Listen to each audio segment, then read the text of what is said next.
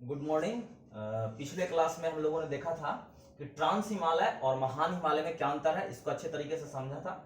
वहां पर हमने देखा था कि दुनिया की सबसे ऊंची चोटी कौन है, भारत की सबसे ऊंची चोटी कौन है और भारत में हिमालय की सबसे ऊंची चोटी कौन है। इसको एक बार फिर से रिकॉल कर लेते हैं। विश्व की सबसे ऊंची चोटी माउंट एवरेस्ट, इसकी हाइट कितनी है? 8,850 मीटर। ये दुनिया की सबसे ऊंची हाइट कहां है? नेपाल में। इसके भिन्न भिन्न नामों से जाना जाता है, उसको हम लोगों ने देखा था। सागर माथा हो गया, गौरी शंकर हो गया, पीक 15 हो गया, चोमा लुंगबा हो गया। उसके बाद आते हैं विश्व की सबसे ऊंची चोटी माउंट एवरेस्ट। भारत की सबसे ऊंची चोटी केटू, यहां हम लोगों ने काराकोरम पर देखा था, जो कि हिमालय का पार्ट नहीं है। भारत की सबसे ऊंची चोटी केटू। अगर केटू ऑप्शन में नहीं है तब आप कंचनजंगा के साथ जाइएगा। अगर ऑप्शन में केटू है तब आंसर आपका क्या हो जाएगा? केटू। चूंकि कंचनजंगा का हाइट 8,598 मीटर है, जबकि केटू का हाइट 8,611 मीटर है। तो भारत की सबसे ऊंची चोटी कौन है? केटू। उसके बाद क्या है आपका? कंचनजंगा। ध्यान रखिएगा, सबसे ऊंची हाइट केटू। और दूसरा, अगर आपसे क्वेश्चन सीधा ये पूछे कि भारत में हिमालय की सबसे ऊंची चोटी कौन है, भारत में हिमालय की सबसे ऊंची चोटी कौन है, तब आपका आंसर होगा कंचनजंगा। तब यहां पर केटू आंसर नहीं होगा, क्योंकि केटू हिमालय का पार्ट नहीं है। तो ये हम लोगों ने पिछले क्लास में देख लिए थे। आगे के क्लास में हम लोग महान हिमालय को हम लोगों ने स्टडी कर लिया था। इसके बाद बचता है मध्य हिमालय और बाह्य हिमालय और पूर्वोत्तर हिमालय। चलिए अब हम लोग मध्य हिमालय को पढ़ते हैं। मध्य हिमालय को हिमाचल हिमालय भी कहते हैं। तो इससे पहले हम लोगों ने देखा था कि जम्मू कश्मीर वाले हिस्से से, यहां से नंगा पर्वत से चालू हो रहा था आपका महान हिमालय। कल पिछले अध्याय में हम लोगों ने देखा था, ये आपका महान हिमालय था। इस तरीके से ऐसे जा रहा था महान हिमालय, ये आपका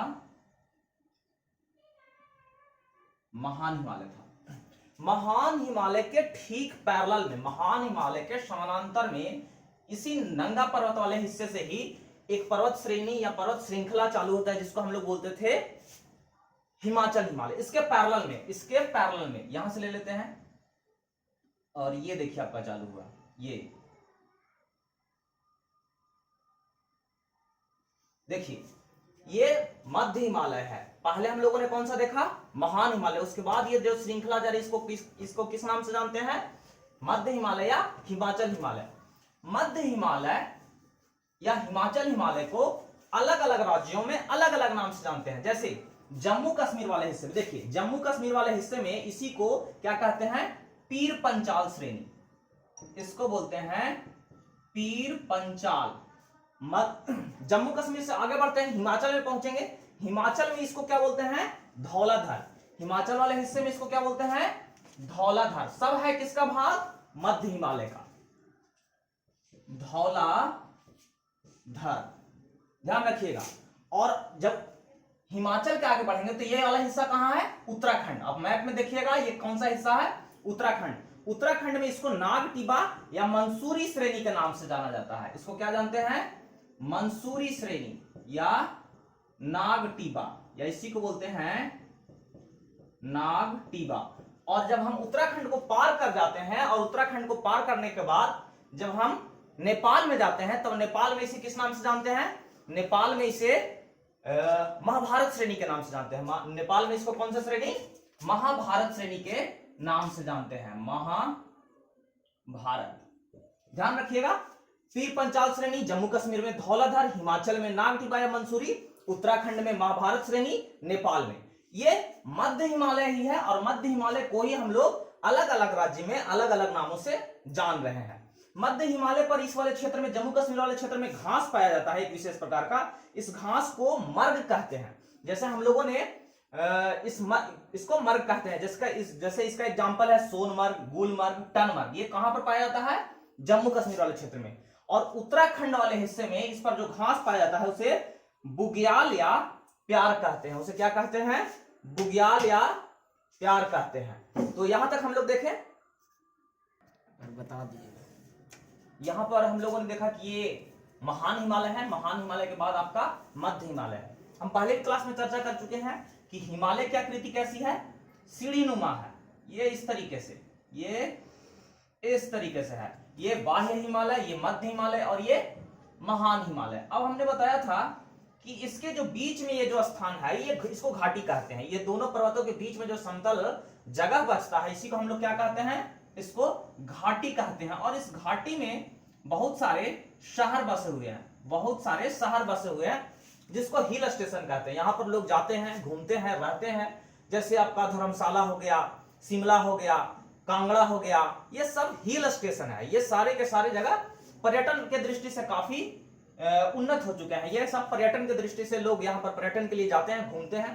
तो इसको हम लोग घाटी बोलते हैं, इस वाले को घाटी बोलते हैं। घाटी से क्वेश्चन पूछते रहता है कि कौन सा घाटी किस राज्य में है, उसी को यहाँ पर संग्रह कर लिया गया है।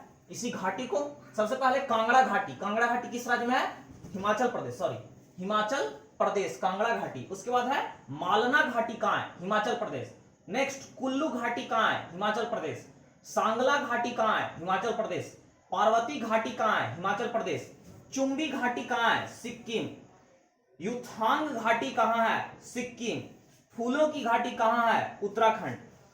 एक यहां पर हम अलग से लिखवा दिए हैं शांत घाटी, जो कि आपको साउथ इंडिया में, यह घाटी आप समझ गए हैं, शांत घाटी या साइलेंट वैली भी इसको बोलते हैं। इससे बहुत ज्यादा इंपॉर्टेंट है और ये बहुत बार एग्जाम में आ भी चुका है। तो ये हम लोगों ने घाटी देखा, ये घाटी। इसके बाद जो हमारा टॉपिक है वो है बाह्य हिमालय।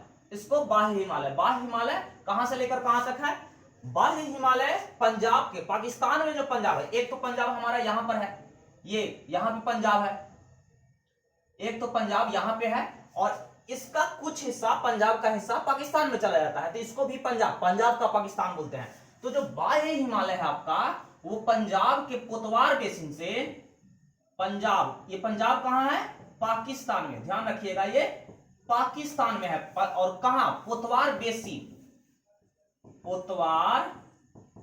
बेसिन, यहां से चालू होता है बाह्य हिमालय आपका, या शिवालिक हिमालय जिसको कहते हैं। ये यहां से लेके पंजाब के पुतवार बेसिन से लेके, ये देखिए ऐसा आता है, आगे बढ़ रहा है, आगे यहां पर यूपी और उत्तराखंड, सॉरी यूपी और नेपाल के बीच में सीमा बनाती है, यूपी और नेपाल के बीच में सीमा बनाती है।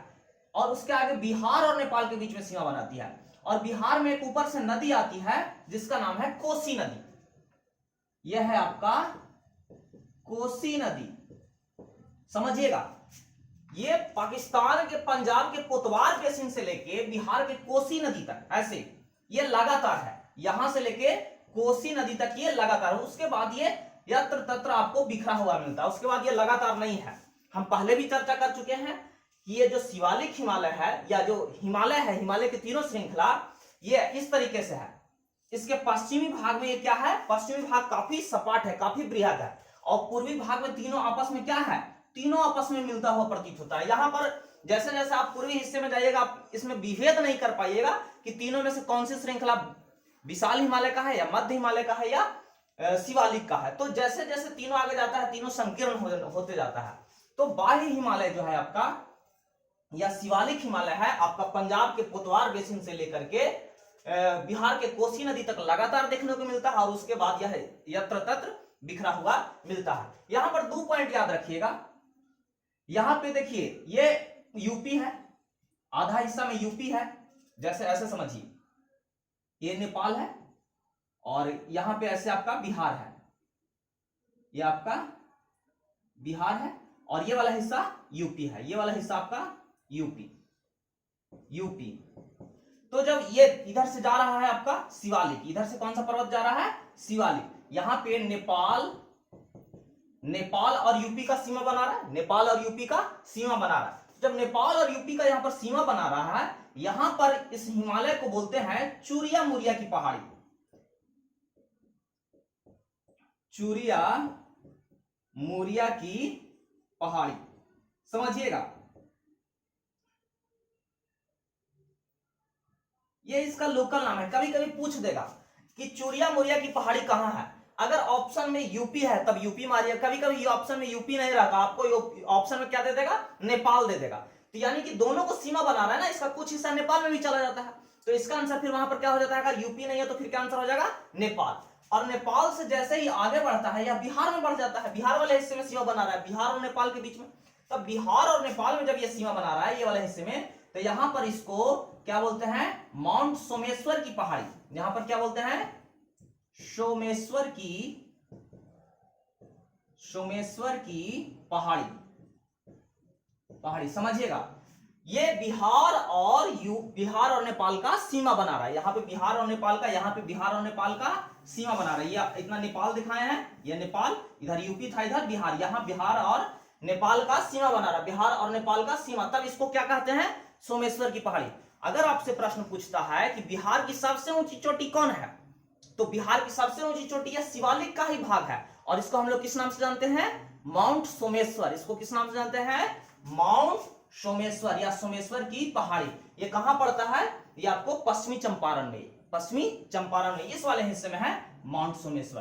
तो है किसका भाग, शिवालिक का ही भाग है। और इसके आगे जाकर यह फिर तीनों जो श्रृंखला है, इसके आगे यह अत्र तत्र बिखरा हुआ मिलता है, तीनों आपस में मिले हुए मिलते हैं।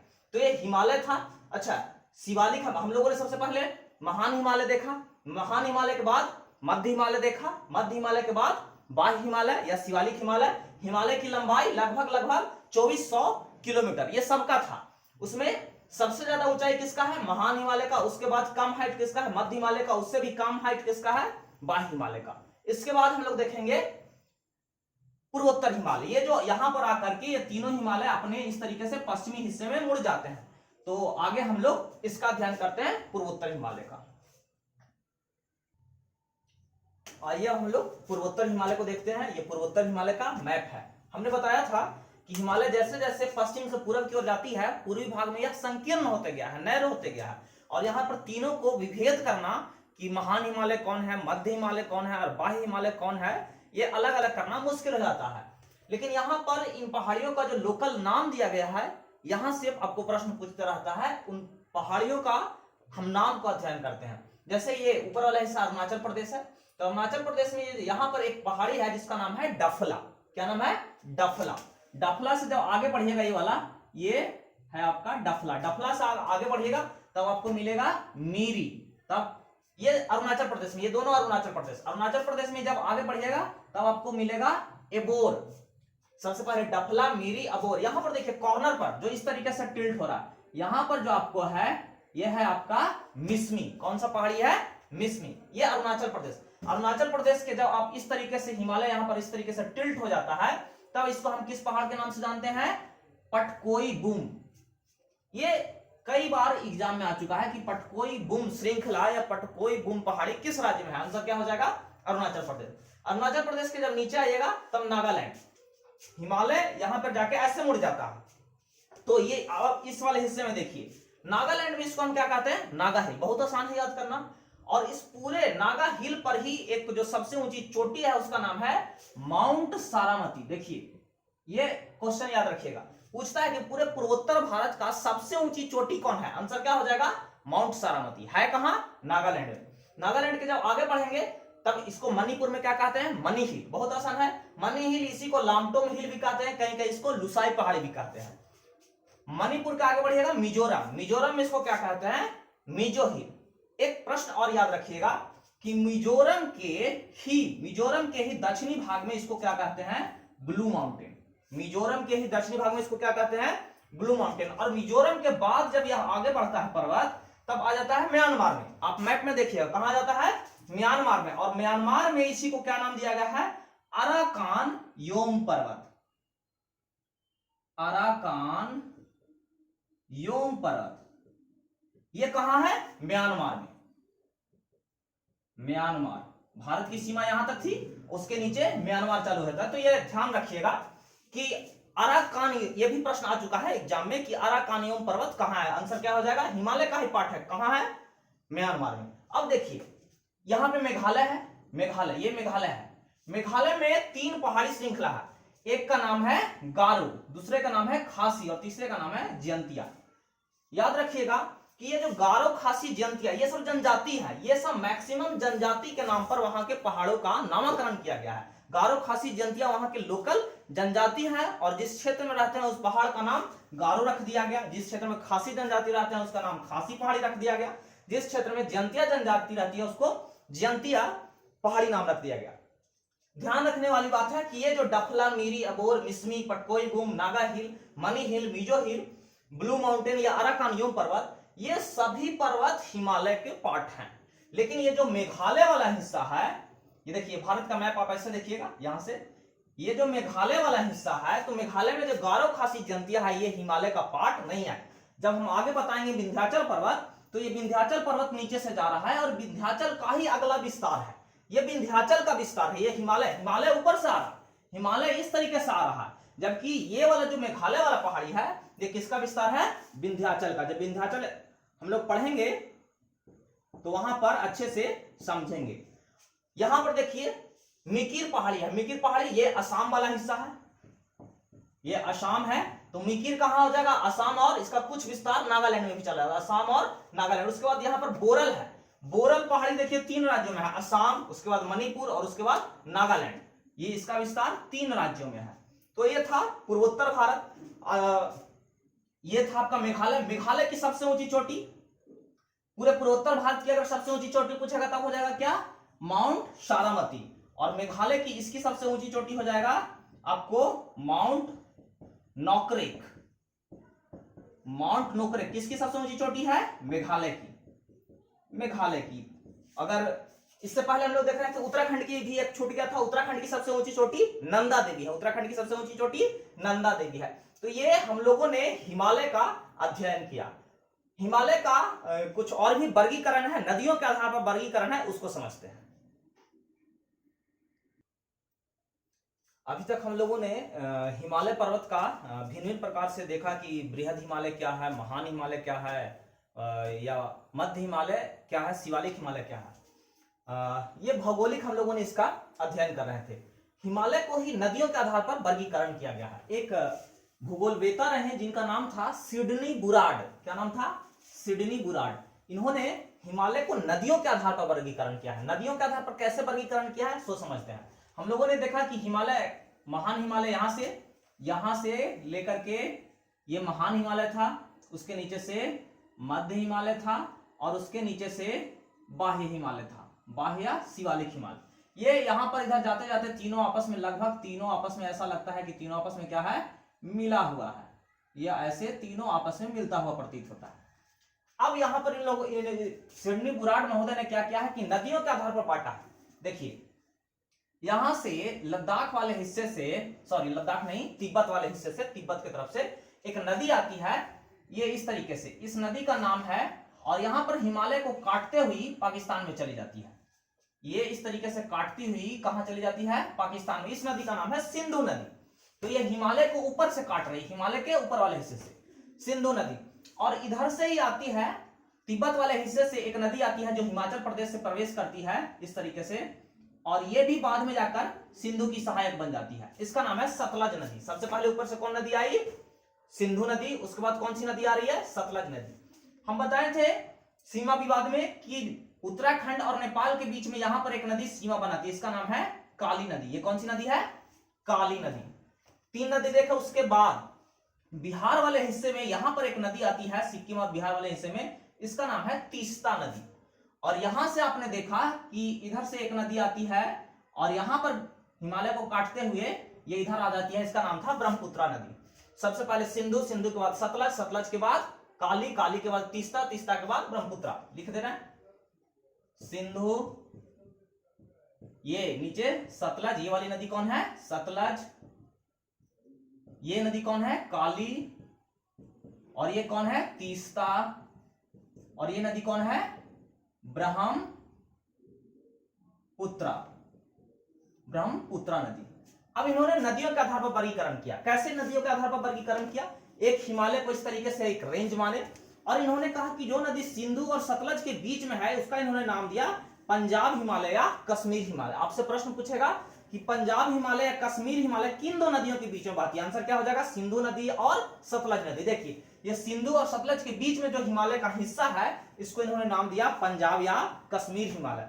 उसके आगे सतलज नदी से लेकर के काली नदी, सतलज नदी से लेकर के काली नदी के बीच को इन्होंने नाम दिया कुमायूं हिमालय। सबसे ज्यादा प्रश्न इसी से पूछता है नदियों के आधार के वर्गीकरण पर सबसे ज्यादा जो प्रश्न है ये इसी कुमायूं हिमालय से पूछता है कि कुमायूं हिमालय का विस्तार किन दो नदियों के बीच है। आंसर क्या हो जाएगा, सतलज और काली नदी।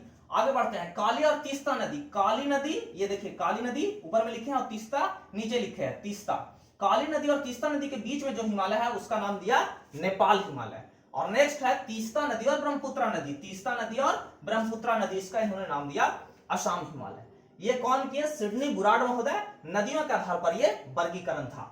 सिंधु, पंजाब और कश्मीर हिमालय की लंबाई 560 किलोमीटर, कुमायूं हिमालय की लंबाई 320 किलोमीटर, नेपाल हिमालय की लंबाई 800 किलोमीटर और असम हिमालय की लंबाई 720 किलोमीटर। आप इसको जोड़िएगा तो आपको टोटल आ जाएगा लगभग 2400 किलोमीटर, जो कि हिमालय की लंबाई है। तो ये नदियों के आधार पर वर्गीकरण था, किसके द्वारा किया गया ये भी पूछता है, सिडनी बुराड़ महोदय के द्वारा।